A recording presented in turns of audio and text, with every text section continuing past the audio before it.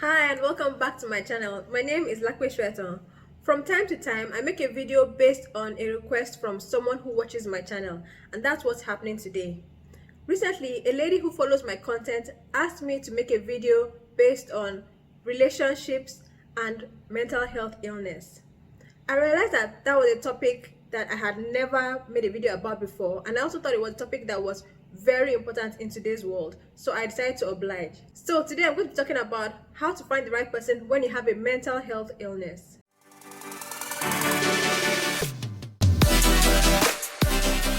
Before I go into talking about how to find the right person when you have a mental health illness, I think it makes sense for me to talk about what mental health illness is in the first place.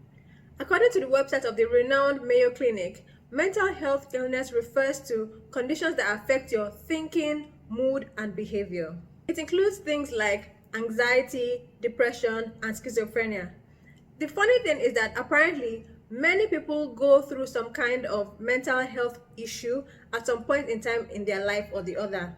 However, it's usually when it's considered an ongoing situation that affects your ability to function or causes you great stress that it's described as a mental health illness. Many people who have a mental health illness find that they are battling a combination of different concerns. For example, they might have anxiety and depression, or they might have an eating disorder and anxiety, or they might have schizophrenia and depression as well as anxiety. So they're often battling many conditions at the same time.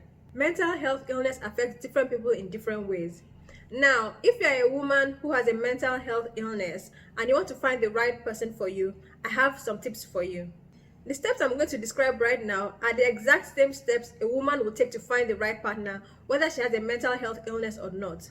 The only difference is that if you have a mental health illness, the very first thing you should do is to look for a therapist that you like. Look for one that you're comfortable talking to, and then stick with that therapist.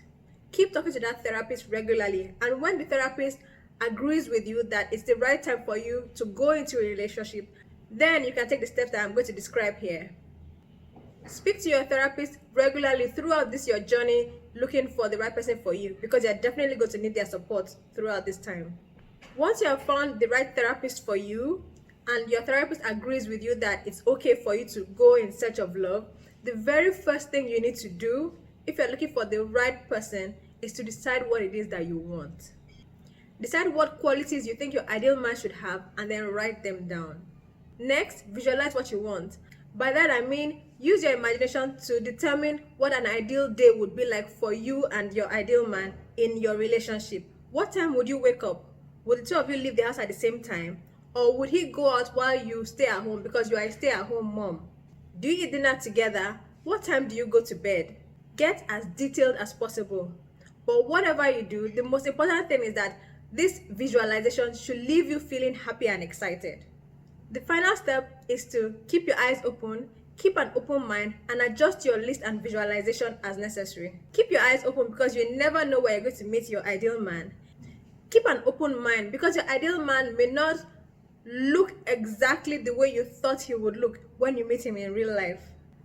And adjust your list and visualization as necessary, because sometimes we meet someone that we think is what we wanted, but then when we finally meet them and get to know them better, we realize that that isn't exactly what we wanted after all. That isn't what is right for us. When that happens, don't fret. Just rewrite your list, adjust your visualization, and move on from there. The right man, based on your adjustments, will come into your life. Believe it. The lady who requested this video also had other questions for me.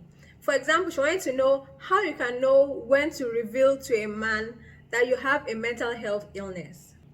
My answer to that is to reveal that you have a mental health illness when you've known the man for a long time, but before you get married.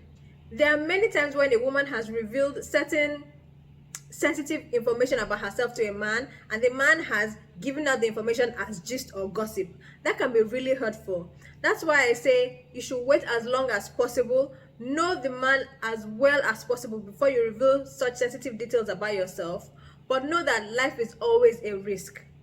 Whenever you reveal something about yourself, you risk the fact that it can be spread. That's why I say you should know the person as long as possible, which will help you know whether the person is trustworthy or not. But always tell this person before you get married. Give yourself time to know the person well. I would say wait a year or two before you tell the person anything sensitive about yourself. Another question this lady wanted me to answer was, why do men run away as soon as they experience even a small amount of discomfort with a woman? The thing is that certain men will run away because they certainly cannot handle some things. And in a way, we have to be grateful that they showed themselves. When you think about it, it's a kind of honesty anyway. There's no point in pretending that you're fine with something and then you get married to the person and then start acting up. But of course, it's not all men who will run away when you reveal that you have a mental health illness. There are men who marry women who have 3 children when the men themselves don't have any at all. There are men who marry a woman knowing full well that she has a terminal illness.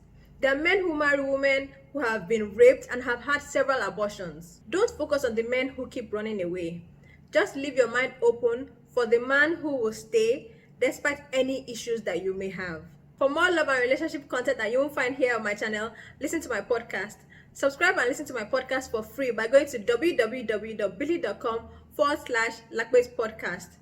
If you want regular tips from me on how to be happy while you're single and how to attract the right person for you, then follow me on Instagram. I've written a lot of ebooks for single men and women over the age of 30. Some of them are free, some of them are paid. If you want to get the free ones, then just go to www.billy.com/Lape's love tips. To buy any of my ebooks, just go to www.lapeshoetan.com/shop. I hope you enjoyed this video. If you did, please give it a thumbs up below, share it with your friends, and also subscribe to my YouTube channel.